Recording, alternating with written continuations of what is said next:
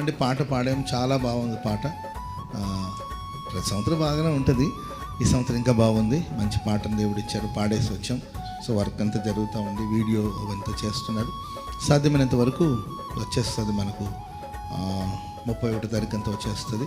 ముందు అడ్డదారు లేదా తొంగి చూస్తుంది అనుకుంటే మీరు వినొద్దు, అర్థమైందండి. 12 అవ్వాలి, అప్పుడు పాట ప్రార్థన చేసి రిలీజ్ చేయాలి. అప్పుడు ఫ్రెష్గా మేము న్యూ సాంగ్ న్యూ ఇయర్లో వినాలని ఫిక్స్ అవ్వండి మనసులో.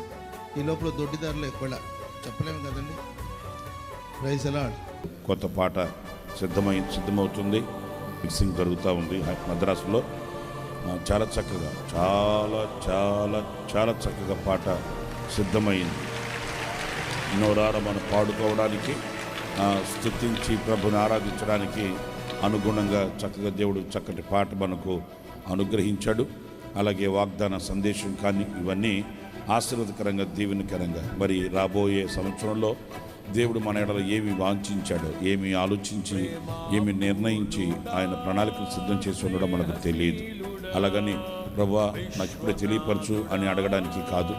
ఆయన ఎలాగ మనం నడిపిస్తాడో ఆ వాగ్దాన రీతిగా ప్రభు మనతో ముచ్చటించాలి. ఆత్మీయ అంతరిక్షంలో మనం ఆ రాత్రి ప్రభుని స్తుతించి స్తుతిస్తూ ప్రభుని గణపరుస్తూ మన కొత్త సంవత్సరంలోకి మనం వెళ్ళాలి.